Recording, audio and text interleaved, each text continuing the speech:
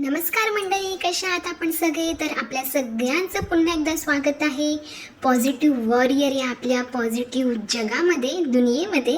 तर खरंच तुम्ही माझ्या 2 लास्ट व्हिडिओला खूप छान असा प्रतिसाद देत आहात. खूप छान व्ह्यूज आणि कमेंट्स तुमचे येत आहेत आणि तुम्ही अजूनही ते व्हिडिओज बघितले नसतील तर नक्की बघा. तर आजचा व्हिडिओसुद्धा आपल्या खूपच अशा चांगल्या फेमस ब्लॉगर्स साठी आहे. तर ती ब्लॉगर म्हणजे तुम्ही सगळेच जण तिला ओळखत असाल तर इंडियन मॉम इन युरोप कोमल. तर कोमल ठोसरे आज तिच्याबद्दल आपण बोलणार आहोत.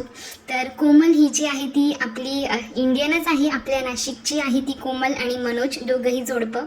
आणि गेली 5-6 वर्ष ते युरोपमध्ये राहत आहेत. युरोपमध्ये कामानिमित्त तिचे जे मिस्टर आहेत त्यांना जावं लागलं आणि युरोपमध्ये गेल्यानंतर 2 वर्ष कोमल जी आहे ती ॲज अ होममेकरच होती. म्हणजे मुलींचं करणं, शाळेत सोडणं, घर वगैरे बघणं, ह्या सगळ्या गोष्टी ती करत होती. पण त्यानंतर तिने यूट्यूब जे आहे ते स्टार्ट केलं आणि हळूहळू तिला यूट्यूबमधनं खूप चांगला असा प्रतिसाद मिळत गेला आणि खूप छान यश तिला भेटलेलं आहे. पण त्याआधी तिचं सगळं जे आहे ते ज्या मिस्टरांमुळे त्यांना इतक्या मोठ्या बाहेर देशामध्ये राहायला मिळायची संधी मिळाली, त्यांचं तिथे स्वतःचं हक्काचं घर त्यांनी विकत घेतलं. त्याचबरोबर त्यांची जी स्वप्नाची कार होती तीसुद्धा रिसेंटलीच त्यांनी विकत घेतलेली आहे. तर खरंच खूप छान असं त्यांचं सुंदर जग आहे आणि खरंच खूप पॉझिटिव्ह वाटतं त्यांचे व्हिडिओज बघून. आणि जेव्हा लास्ट टाईम ती भारतामध्ये दोघंही आले होते तेव्हा आपल्या भारतामध्ये त्यांनी म्हणजे महाराष्ट्रामध्ये वेगवेगळ्या ठिकाणी त्यांनी मीटअप्स ठेवले होते, मुंबई, पुणे, नाशिक, औरंगाबाद. तर इतका भरभरून प्रतिसाद मी पहिल्याच यूट्यूबरला बघितला होता. अक्षरशः म्हणजे लाईनीमध्ये उभं राहून लोक त्यांना येऊन भेटत होते, सेल्फीज वगैरे घेत होते आणि त्यांना खूप सारे गिफ्ट्ससुद्धा देत होते. तर खरंच खूप छान वाटलं की बाहेरच्या देशात राहून सुद्धा आपले मराठी माणसं त्यांना इतका म्हणजे आदर देत आहेत, इतकं प्रेम त्यांना मिळत आहे. तर खरंच खूप छान वाटलं आणि मला असं वाटतं की कोमल जी आहे ती आपली मराठीतली पहिली अशी ब्लॉगर आहे जी बाहेरच्या कंट्रीमध्ये जाऊन तिकडचं वेगवेगळं जीवन जे आहे, जीवनशैली आहे, तिकडचं कल्चर आहे, ते सगळं काही आपल्यासोबत शेअर करते आणि त्याचबरोबर आपली भारतीय संस्कृतीसुद्धा तिकडे जाऊन ती जपते. आणि त्यानंतर बरेचसे जे काही युरोपियन कंट्रीमध्ये राहणाऱ्या ज्या काही आपल्या ब्लॉगर्स आहेत किंवा अमेरिकेमध्ये राहणाऱ्या आपल्या ब्लॉगर्स आहेत तर त्यांनीसुद्धा तिला मोटिवेट होऊन आपापले ब्लॉगिंग चॅनल जे आहे ते स्टार्ट केलेले आहे. तर खरंच ही खूप चांगली आणि पॉझिटिव्ह गोष्ट आहे. तर इतकं सगळं छान कोमलकडनं आपल्याला सुद्धा शिकायला मिळतं. आणि आपण बघतो की इंडियामध्ये राहूनसुद्धा आपण आपल्यापैकी बरेच जण जे आहेत ते इंडियन कल्चर फॉलो करत नाहीत किंवा इंडियन ट्रेडिशन असेल किंवा काही फेस्टिवल्स असतील ते सगळेच आपण फॉलो नाही करत. पण कोमल बाहेरच्या देशामध्ये राहूनसुद्धा हे सगळं काही फॉलो करते. जरी तिला तिकडे काही साहित्य मिळालं नसेल, काही वस्तू तिला अवेलेबल नसतील, पण आहे त्या गोष्टीमध्ये ती सगळं काही सेलिब्रेट करते. खरंच ही खूप कौतुकास्पद गोष्ट आहे. आणि दुसरी महत्त्वाची गोष्ट म्हणजे की आता जसं की मी सांगितलं काही रोस्टर्स आहेत 3-4 आपल्या ताई. तर ह्या ताईमाई अक्कांनी ह्या कोमलला सुद्धा नाही सोडलेलं. तर तिच्यावरती सुद्धा जसं त्यांनी धनश्रीला टार्गेट केलेलं आहे तसंच हिच्यावरती सुद्धा यांचे वीकली 1-2 व्हिडिओ असे असतातच. आणि थंबनेल तर बाप रे बाप बघू नका, इतक्या विचित्र प्रकारचे यांचे थंबनेल असतात ना. म्हणजे तुम्ही एका स्त्रीला, तिच्या फॅमिलीला अशा विचित्र पद्धतीने कसं काय प्रेझेंट करू शकता हेच मला कळत नाही. तुमच्या जर फॅमिलीचा फोटो एखाद्याने अशा पद्धतीने लावला सोशल मीडियावरती तर तुम्हाला सहन होणार आहे का? म्हणजे गाढवाचं, बैलाचं, डुकराचं त्यांना तोंड लावणं, वेगवेगळे त्यांचे चित्रविचित्र आकार करणं, मेकअप रिलेटेड असेल किंवा शरीरासंबंधी असेल तर तुम्हाला ते सहन होणार आहे का हो? नाही ना. पण आता जाऊ द्या, ते थंबनेल बद्दल आपण नंतर बोलूया. दुसरी महत्त्वाची गोष्ट, कोमलने नऊवारी साडी नेसून युरोप कंट्रीमध्ये ती फिरली होती आणि तो तिचा व्हिडिओ जो आहे तो मिलियन्सच्या वर गेला होता. आणि त्याचबरोबर न्यूज चॅनलने सुद्धा तिची दखल घेतली होती, तिचं भरभरून कौतुक केलं होतं. तर खरंच ही खूप अभिमानाची गोष्ट आहे आणि खूप कौतुकास्पद ही गोष्ट आहे. पण त्याचासुद्धा ह्या लोकांनी इश्यू केला. म्हणजे किती जळावं एखाद्यावर, हो की नाही?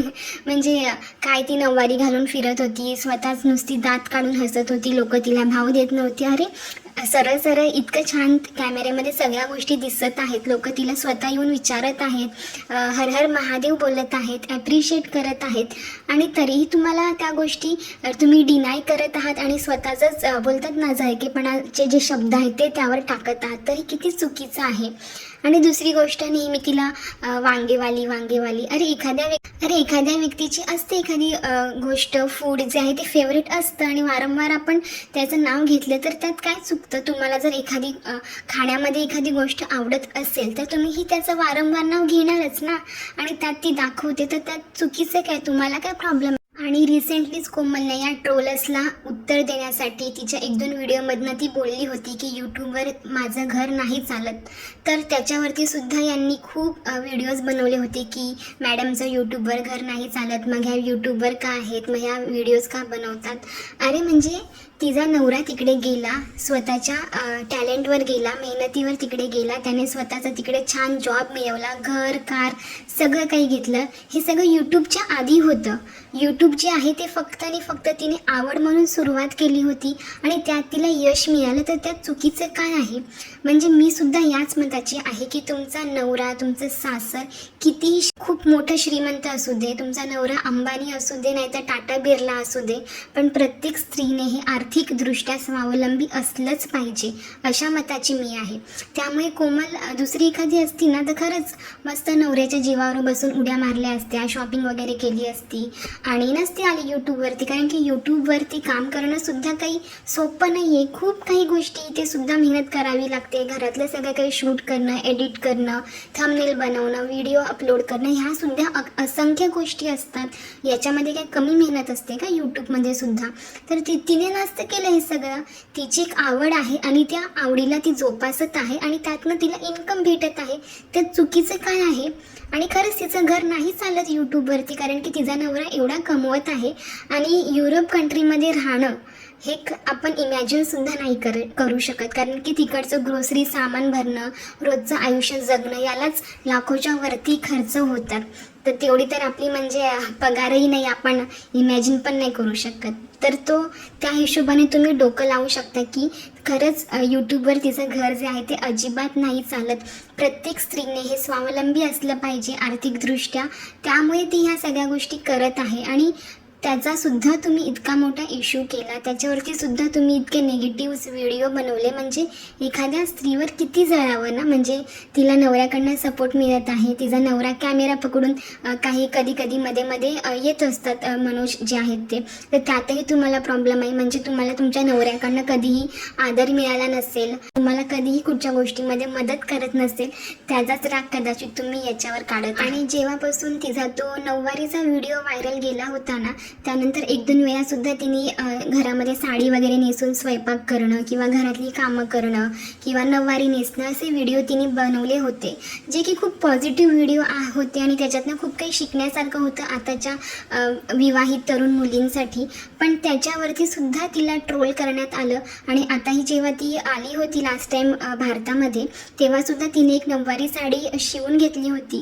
तर माहितीने तिने ती नेसली का नाही, कारण की हे लोक वारंवार बोलत होते की आता 1 मेला ती घालेल, आता ह्या दिवशी ती घालेल, पण तिने नाही घातली. पण कोमल, मला तुला सांगायचं आहे, तू यांना अजिबात घाबरू नको. तुझं स्वयंघोषित 9वारी चॅलेंज असेल ना तर असू दे ना, आपण स्वतःला चॅलेंज देऊ शकतो ना. तू यांना अजिबात घाबरू नको. आणि आता येणाऱ्या वटपौर्णिमेला तू नक्कीच 9वारी घाल आणि हक्काने घाल आणि स्वयंघोषितच आहे असं बोल, बिंदास बोल. म्हणजे का, म्हणजे तू यांना घाबरूच नको अजिबात की बाबा हे लोक मला ट्रोल करतायत, आता मी साडी ह्यावेळेस पण नाही घालणार आणि पुढच्या वेळेस पण नाही घालणार, असा तू अजिबात विचार करू नको. माहितीने हा व्हिडिओ तुझ्यापर्यंत येईल नाही येईल, पण तुझ्यापर्यंत जर माझे शब्द पोहोचले ना तर आता या वटपौर्णिमेला तू नक्कीच 9वारी नेस. आणि दुसऱ्या गोष्टीवरनं पण सतत तिला ट्रोल केलं जातं की हिला घरात कामच काय असतं, घरामध्ये तर सगळ्या गोष्टी करण्यासाठी मशीन्स आहेत, भांडी घासायला मशीन आहे, कपडे धुवायला मशीन आहे, रोबोट आहे. तर मैत्रिणींनो, मला तुम्हाला सांगायचं आहे, आताच्या याच्यामध्ये आपण बोलत असतो होममेकर वर्कर्सला आपण किती रिस्पेक्ट देत असतो आणि बोलत असतो. एखाद्याने जर आपल्याला हा शब्द काढला की तू घरी बसून काय करते, तर आपण अगदी स्त्रीवादी बनून त्यांना धडाधड उत्तरं देऊन मोकळे होतो. पण तुम्ही एक स्त्री असून एका स्त्रीला जर तिला आराम मिळत असेल तर तो सुद्धा तुम्हाला दुसऱ्या बाजूला सहन होत नाही. हेच किती म्हणजे लज्जास्पद गोष्ट आहे, हो की नाही. आणि घरामध्ये तिच्या ज्या काही मशीन्स आहेत, रोबोट आहे, वॉशिंग मशीन आहे, भांडी घासायची मशीन आहे, आता हे काय स्वतःहून तर सुरू नाही होत ना. त्यालासुद्धा ऑपरेट करावं लागतं, त्यालासुद्धा मेंटेन ठेवावं लागतं. मुलींचं सगळं काही करणं, स्वयंपाक करणं, त्याचबरोबर ग्रोसरी सामान आणणं, भाजीपाला आणणं, ह्या असंख्य गोष्टी असतात जे की ती एकटी मॅनेज करत असते. त्यात तिचे हस्बंड तिला त्यांना जमेल तसं मदत करत असतातच, पण त्यांचंही काम असतं. त्यांनाही म्हणजे बाहेरच्या देशामध्ये राहून इथे गेलेले आहेत, तर त्यांनासुद्धा कामाचा भरपूर लोड असणार आहे. पण जसं वेळ भेटेल तसं ते सुद्धा तिला मदत करत असतातच. पण एकटी ती सगळं एवढं काही हँडल करत आहे, तर ही खरंच सोपी गोष्ट नाही. तिच्या देशामध्ये एकटं राहणं, आपल्या इतक्या भरलेल्या कुटुंबाला सोडून राहणं खरंच सोपं आहे का हो? अजिबात नाही. वारंवार घरच्यांची आठवण येत राहते. काही सणवार आला की घरच्यांची आठवण येते, त्यांच्या आईच्या जेवणाची आठवण येणं, तर ह्या सगळ्या गोष्टी होत असतात हो. इतकं सोपं नाही आहे आपल्या घरच्यांना एवढ्या 7 समुद्र पार सोडून राहणं. आणि तिच्या सासूबाईंवरनं पण तिला नेहमी ट्रोल केलं जातं की मनोजच्या ज्या आई आहेत त्या एकट्या तिकडे राहतात आणि हे दोघं मस्त इकडे एन्जॉय करतात. आता ट्रोलर्स ताई आहेत, त्यांच्यापैकी सुद्धा एक ताई ज्या आहेत त्या आउट ऑफ कंट्री राहतात. ते काय त्यांच्या पूर्ण सासरच्या माणसांना तिकडे घेऊन राहतात का बरं? म्हणजे सासू सासरे नंदा दीर सगळ्यांना घेऊन राहतात का?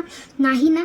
आपल्या भारतातले अशी कितीतरी तरुणी आहेत जे फॅमिलीला सोडून आउट ऑफ कंट्री राहतात. म्हणजे ते काय स्वखुशीने जातात का? आणि त्यांची फॅमिलीसुद्धा त्यांना स्वखुशीने पाठवते का? त्यांचं तिथे करिअर चांगलं घडलेलं आहे, त्यांना चांगला अपॉर्च्युनिटी भेटलेली आहे, त्यामुळे प्रत्येकाला जावंच लागतं. जर अशी अपॉर्च्युनिटी असेल ना तर ती कोणीच नाही सोडणार. आणि मनोजच्या आईने सुद्धा आनंदाने त्यांना तिकडे पाठवलेलं आहे. आता जेव्हा कधी ते भारतामध्ये येतात बघा किती सुंदर ते स्वागत करतात पूर्ण ह्या चौघात, आणि किती छान छान पदार्थ ते आपल्या सोनीला मुलाला खाऊ घालतात. त्यांच्या मनात जर राग असता तर त्यांनी ह्या सगळ्या गोष्टी केल्याच नसत्या ना. तर म्हणजे किती ना, म्हणजे जर तुम्ही असं सांगता आहात की तुम्ही पूर्ण सासरच्या लोकांना घेऊन एकत्र राहता, सगळं सासरच्यांचं करता, म्हणजे किती जळावं ना एखाद्यावरती. आणि घरोघरी मातीच्या चुली ह्या असतातच. आता तुमच्यापैकी ज्या रोस्टर्स आहेत त्या इंडियामध्ये राहतात, मॅरिडही आहेत. तुम्ही किती तुमच्या सासरच्या लोकांना बघता, सासू सासऱ्यांना बघता, ते जरा स्वतः एकदा आरशामध्ये बघा आणि विचार करा आणि मग दुसऱ्यावरती बोट उचला. म्हणजे एक बोट जर आपण समोरच्याला दाखवतो ना तर 4 बोटं आपल्याकडे असतात, हे तुम्ही विसरू नका. कळलं? तर आय होप मी जे काही आज पॉझिटिव्ह पॉईंट्स मांडलेले आहेत ते आपल्यापैकी बऱ्याच ताईंना आवडले असतील. आणि तुमचेसुद्धा काही पर्सनल मत असतील तर ते सुद्धा मला कमेंट बॉक्समध्ये नक्की कळवा. आणि कोमल, जर तुझ्यापर्यंत हा व्हिडिओ गेला असेल तर प्लीज तुला जर यातले काही पॉईंट्स आवडले असतील नसतील तर ते सुद्धा मला कमेंट बॉक्समध्ये नक्की सांग. आणि आता येणाऱ्या वटपौर्णिमेला प्लीज तू नऊवारी घाल आणि बिंदास्त बोल की हो हे माझं स्वयंघोषित नऊवारी चॅलेंज आहे. तर मैत्रिणींनो, आजचा व्हिडिओ जो आहे मी इथेच संपवते. पुन्हा भेटूया अशाच एका छान पॉझिटिव्ह व्हिडिओसोबत. आणि तुम्हाला पुढचा जो व्हिडिओ आहे तो कोणाबद्दल ऐकायला आवडेल ते सुद्धा मला कमेंट बॉक्समध्ये नक्की सांगा. तर चला भेटूया लवकरच छान अशा पॉझिटिव्ह व्हिडिओमध्ये. तोपर्यंत काळजी घ्या. बाय.